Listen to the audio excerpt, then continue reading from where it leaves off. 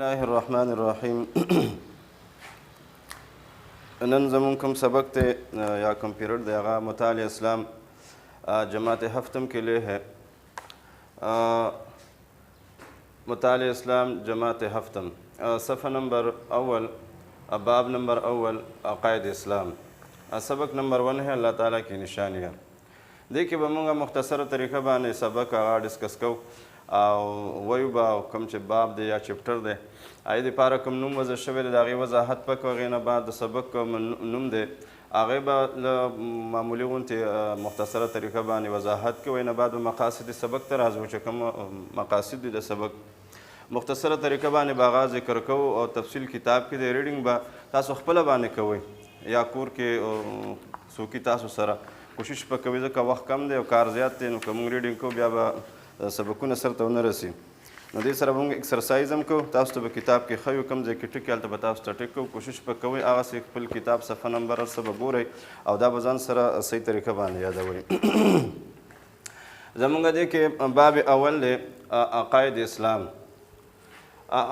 باب اول عقاید اسلام. مخکې مونږ عقاید اسلام باره کې وایو چې عقاید څه شی دی او اسلام څه دی. عقاید عقیده کی جمع ہے. عقاید د عقیدې جمع ده. عقیده ویلی شي کسی چیز پر پخته یقین رکھنا، یو چیز باندې کلک یقین ساتل او مکمل یقین ساتل دی ته وایي عقیده. اسلام دا د یو جامع دین نوم دی چې موږ ورباندې عمل کوو الله پاک زموږ دپاره خوښ کړی دی. ته ویلی شي اسلام. نو دغه شو عقاید اسلام. دې لاندې څونه سبقونه لیکلی شوي دا د باب نوم دی. هغه سبقونه به داسې چې هغه کوم څیزونه دې کې ذکر وي اسباق هغه به داسې هغه څیزونو باندې به یقین ساتل ضروري وي. د لومبۍ دی الله تعالی کی نشانیه د الله پاک نښې. مقصد دا دی الله تعالی کی وجود کی نشانیه یا الله تعالی کی قدرت کی نشانیه. سبق مقصد به دی چې د الله پاک د وجود یا د الله پاک د قدرت د لویوالي نښې. نشانیه نشان کی جمع ہے. نشان ہر وہ چیز کو کہتے ہیں جس سے ہم کسی چیز کو پہچان سکیں. نشان نښه هغه څیز ته ویلی شي چې هغې د وجې نه موږ یو څیز پېژنو موږ ته معلومات کېږي دې ته وایي نشان. نو دې سبق کې به داسې د الله پاک د قدرت او د الله پاک د وجود مختلف نښې نشانې هغه ذکر شوي دي. ای باندې به انشاءالله موږ تاسو ځان پوهیو هغه به وایو. لومبۍ دی کائنات میں سبق چې کوم مقاصد دی کائنات میں الله تعالی کی نشانی پر غور. کله چې دا سبق مونږ ووایو صحیح طریقه باندې ورباندې ځان پوه کړو نو مونږ به دومره اهلیت په مونږ کې پیدا شي قابلیت په پیدا شي د الله پاک د کائنات کې د الله پاک د قدرت کومې نښې دي یا کوم نشانې دی باندې مونږ غور کولی شو. نو دا کوم کائنات دی کائنات مین د ځمکه اسمان دی کې دننه څومره دا څیزونه دي سمندرونه دي غرونه دي وغیره کوم څه دا ټول کائنات چې په کلمې د کن سره کوم څیزونه پیدا شوي ته وایي کائنات. اللہ تعالیٰ کی نشانیوں پر غور. نو دې کائنات کې د الله پاک د قدرت یا د الله پاک د وجود کومې نښې دي ای باندې به غور کوو. لیکن دې غور دپاره د عقل او سوچ ضرورت دی ځکه غور او سوچ دا فکر دا دماغو باندې کېږي عقل باندې کېږي نو عقل به استعمالو مطلب عقلي دلایل به پیش کوو او هغې کې به ګورو چې د الله پاک نښې د تمام کائنات کې موجود دي. نو که کائنات نه مخکې موږ خپل وجود ته راشو او د خپل وجود باندې مونږ سوچ وکړو او غور وکړو نو دا به مونږ دپاره یو دلیل وي چې د الله پاک شته دی موجود دی او د هغه قدرتونه ډېر غټ دي. لکه مونږ د خپل وجود باندې سوچ وکړو د وجود بالفرض اندامونه مونږ وګورو لکه مونږ لاس راواړو یا خپه راواړو نو که سوچ وکړو دا لاس دا هم د هډوکي نه د غوښې نه او د سربن نه جوړ دی داسې خپه هم دغه رنګ ده لیکن لاس یو کار کوي او خپه هغه بل کار کوي. نو یو څیز دی لیکن کارونه هغه جدا جدا کوي دې نه د معلومات کېږي مونږ ته دې سوچ باندې مونږ رسو چې زمونږ د بدن کې داسې یو قوت اثرانداز دی چې هغه د لاس نه د لیکلو یا د نیولو کار اخلي او خپې نه هغې نه د قدمونو اخیستو او د تلو کار اخلي.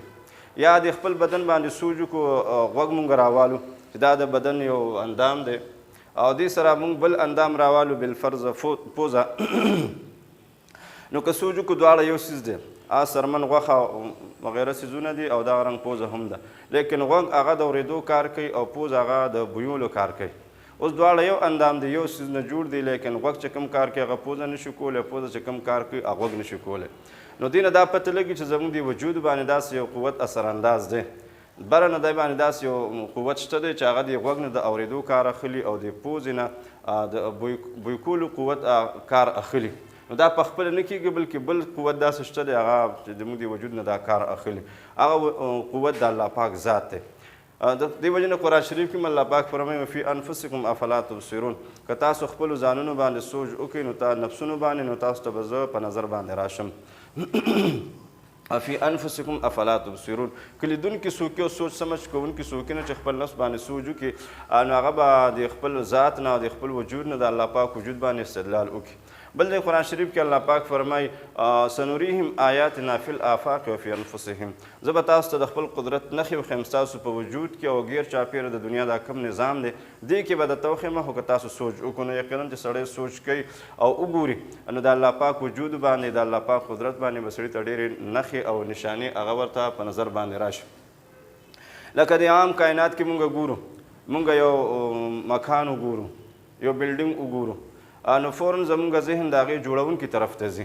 چېرې دا یو ګلکار یو انجینر دا ډیزاین کړی دی او ګلکار تیار کړی دی، مطلب چا ور باندې محنت کړی دی. دا بلډینګ دومره غټ یو بلډینګ یا یو کور دا برابر شوی دی ښایسته او مزېدار. داسې کرسی میز ته وګورو یا یو بل څیز ته وګورو نو زموږ سوچ سمج اټومیټک د هغې جوړونکي طرف ته ځي چې یاره دا چا جوړ کړی دی. نو که دې غونډ کائنات ته مونږ سوچ وکړو او وګورو نو مونږ به دې خبره باندې ورسېږو چې دا دومره لوی نظام کائنات دې کې غرونه دي، بوټي دي، ونې دي، ځمکه ده، اسمان دی، یو لوی چت دی چې بغیر ستونو نه ولاړ دی. نو دې باندې به مونږ دې سوچ سمج ته ورسو چې د دې جوړونکی چلونکی خامخا څوک شته دی چې هغه الله پاک دی. دې وجې نه قرآن شریف کې الله فرمایي ان فی خلق السماوات والارض واختلاف الليل والنهار لآیات لاولی الالباب، یقینا په پیدایش د ځمکې اسمانونو کې او په تګ راتګ د ورځې او د شپې کې نښې دي هغه خلکو دپاره چې هغه عقل واله دي. نو دې کې ډېرې نښې موجود دي خو که څوک ورباندې سوچ وکړي نو د کائنات کې هر ذره کې هر یو څیز کې د الله پاک د وجود او د الله پاک د قدرت ډېرې نښې پرتې دي خو سوچ سمج پکار دی. لکه به طور مثال مونږ د مکان وضاحت وکړو یا د میز کرسۍ وضاحت هم وکړو یا د خپل وجود د هغې وضاحت هم وکړو. داسې د کائنات کې څومره څیزونه دي دې ته که مونږ ګورو سوچ کوو نو د الله پاک وجود باندې به مونږ ته علم میلو شي او د الله پاک په وجود به زمونږ ایمان او یقین او عقیده مضبوطه شي. دا دومره غټ نظام دی دې کې غټ غټ څیزونه دي لکه نظام شمسي دی دې کې دا ځان له یو لویه دنیا د نظام شمسي هغې ته که سړی سوچ وکړي نو هغه هم د الله پاک وجود باندې به دته دغه میلو شي یو قسم ته دغه به دته میلو شي علم به میلو شي او دې باندې به د یقین پوه شي. نظام شمسي هغه پروګرام دی د سولر سیسټم چې کوم دی دا هغه څیز دی نظام شمسي داسې یو پروګرام دی چې هغې کې د نور نه غیر چاپېره دا څومره سیارې ګرځي چې هغه 8 سیارې د ځمکه هم پکې شامل ده. لیکن د عقل خبره دار او د سوچ خبره داره چې دا کومې سیارې د نور نه غیر چاپېره چکر لګوي نو دا مکمل یو خپله لار د دې دپاره چې الله پاک د هغې دپاره مقرر کړې ده چې هغې ته مدار ویلی شي. ای کې دا باقاعده طریقه باندې ګرځي سیارې دي د یو بل سره ټکراویږي نه خپله لار نه پرېږدي بلکې خپله لار باندې روان وي خپله فاصله د یو بل سره ساتي صحیح طریقه باندې. بالفرض که دې نظام کې فرق راغی دا هر څه به خراب شي خو چې دا کائنات خرابېږي نه او دا سیارې دا ځمکه هم پکې شامل ده مونږ چې کوم ځای کې پراته یو کوم نظام کې اوسېږو دا هم د نور نه ګیر چاپېره چکر وایي نو دغه چکر بالفرض که خراب شي او غلط شي نظام به خراب شي خو نظام صحیح روان دی نو چکر هم صحیح دی. چکر صحیح دی دې وجې نه نظام کې فرق نه راځي. نو چې دا وړوکې ګاډې هغه بغیر ډریور نه او بغیر کلنډر نه یا بغیر چلونکي نه سیده لار باندې نشي تللی او خپل ځای ته نشي رسېدی نو دا دومره لوی نظام چې تاویږي دا به څنګه بغیر د یو ډریور نه بغیر د یو قوت نه او بغیر د یو قدرت نه بغیر د یو ذات نه هغه مطلب د خپل چکر په خپل مدار کې پوره کړي. خو چې صحیح روان دی صحیح طریقه باندې دې نه دا پته لګي چې داسې چلونکي را دې شته دی نظام چې هغه الله پاک دی.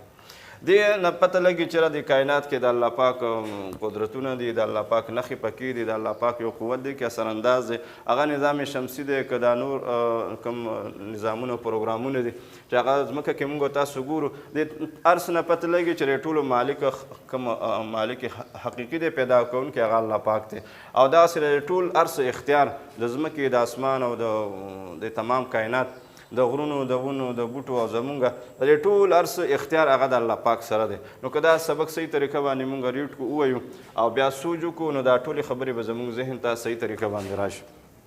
سبق کوم ریډینګ دی به تاسو پخپله کوئ او یا به کور کې چا سره ګورئ او ایکسرسایز دی هغه به مونږ درته کوو.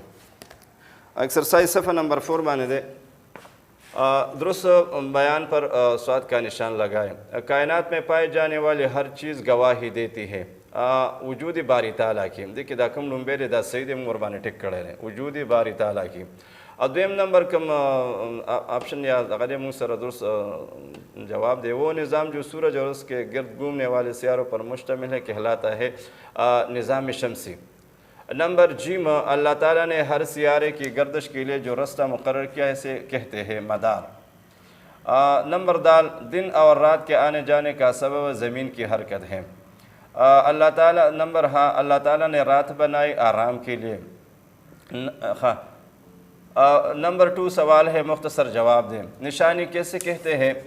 نشانی ہر وہ چیز کو کہتے ہیں جس سے ہم کسی دوسری چیز کو پہچان سکیں۔ صفحہ نمبر 1 بانشتر 1 2 3 4 5 لائن نمبر 5، نشانی اس چیز کو کہتے ہیں جس کے ذریعے سے ہم کسی چیز کو پہچانتے ہیں۔ نشانی اس چیز کو کہتے ہیں جس کے ذریعے سے ہم کسی چیز کو پہچانتے ہیں۔ سوال نمبر 1 مختصر شارٹ آنسر۔ دویم نمبر دے، کائنات پر غور و فکر کے نتیجے میں ہمارے ذہن میں اس کے بنانے والے کا خیال کیوں آتا ہے؟ کائنات پر غور و فکر کے نتیجے میں ہمارے ذہن میں اس کے بنانے والے کا خیال کیوں آتا ہے؟ اس کا جواب یہ ہے کہ کائنات پر غور و فکر کے نتیجے میں ہمارے ذہن اس کے بنانے والے کا خیال اس لیے آتا ہے۔ کیوں پذیب اولی کی اس لیے کہ کائنات میں کوئی چیز خود بخود نہیں ہو سکتا۔ بزمکا کائنات کے سوچ و فکر چمنگو کو زمون ذہن بردی جوڑون کی طرف تلاړ شي چې الله پاک ته ځکه چې کائنات کې یو سیزم په خپله باندې نه کېږي اټومیټک، بلکې خامخا د کائنات کې کم سیزونه کېږي، کم کارونه کېږي، هغه جوړونکی غواړي او دا کائنات دا نظام پروګرام روان دی، دې لپاره هم جوړونکی چلونکی شته دی چې هغه الله پاک دی۔ جواب بولی کہ کائنات پر غور و فکر کے نتیجے میں ہمارے ذہن میں اس کے بنانے والے کا خیال اس لیے آتا ہے کہ کائنات میں کوئی چیز خود بخود نہیں ہو سکتا۔ دن اور رات کی تخلیق کے بارے میں ایک آیات کا ترجمہ لکھیں۔ ہاں، کویسچن نمبر 3، کائنات میں موجود کون کون سی نظام اللہ تعالیٰ کی نشانیاں ہیں؟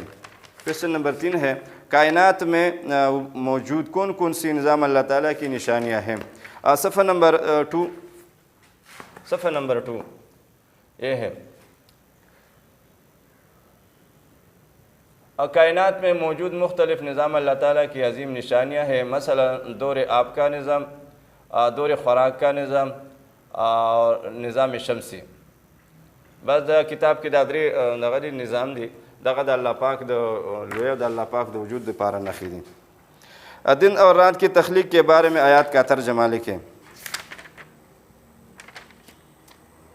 کویسچن نمبر 4 ہے، اس کا جواب صفحہ نمبر 3 پر ہے۔ یہ اسی اللہ کی رحمت ہے کہ اس نے تمہارے لیے رات اور دن بنائے ہیں تاکہ تم رات میں سکون حاصل کرو اور دن کو اپنے رب کا فضل تلاش کرو تاکہ تم شکر گزار بنو، یہاں سے لے کر تاکہ تم شکر گزار بنو۔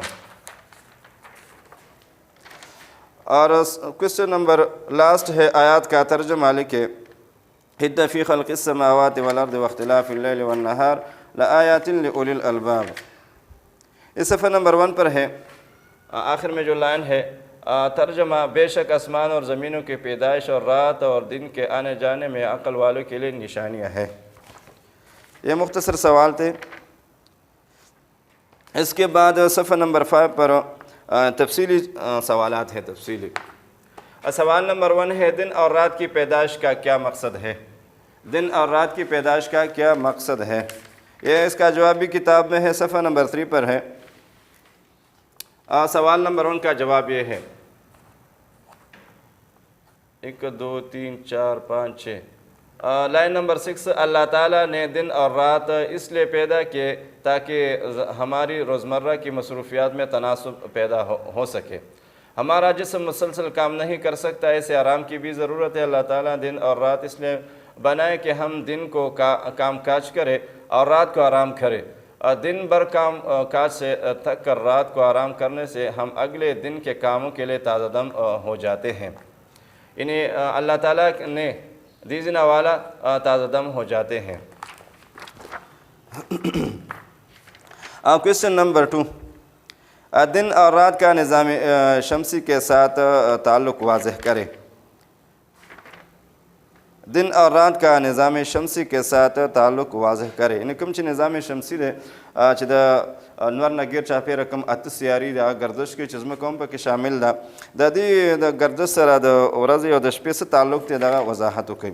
نو دا دغه شته دی، تعلق شته دی، ځکه چې دغه تاویدو د وجې نه شپه ورځ راځي.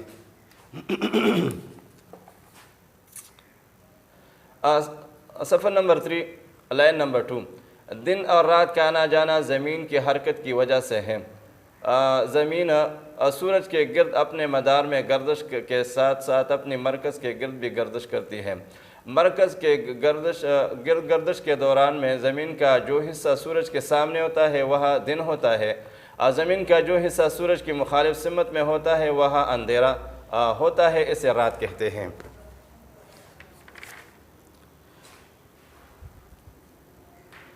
کویشچن نمبر 3، ہمارے اوقات کے نظام کا نظام شمسی سے کیا تعلق ہے؟ یعنی کوم وختونه دي زمونږ منټونه دي، ورځې دي او کوم مهینې دي یا کالونه دي، د دې د نظام شمسی سره څه تعلق دی؟ نو تعلق شته دی، د دې د وجې نه دا شپې ورځې پیدا کیږي او منټونه وغیرہ کوم ساعت دي. صفحہ نمبر 3 باندې ہم منٹوں گھنٹوں مہینوں اور سالوں کا تعین زمین سورج اور چاند کی حرکت ہی سے کرتے ہیں. ہماری زمین اپنے مرکز کے گرد ایک چکر 24 گھنٹوں میں مکمل کرتی ہے، اسے ہم ایک دن شمار کرتے ہیں. اسی طرح زمین اپنے مدار میں سورج کے گرد ایک چکر دنوں میں پورا کرتی ہے، اسے ہم شمسی سال کہتے ہیں.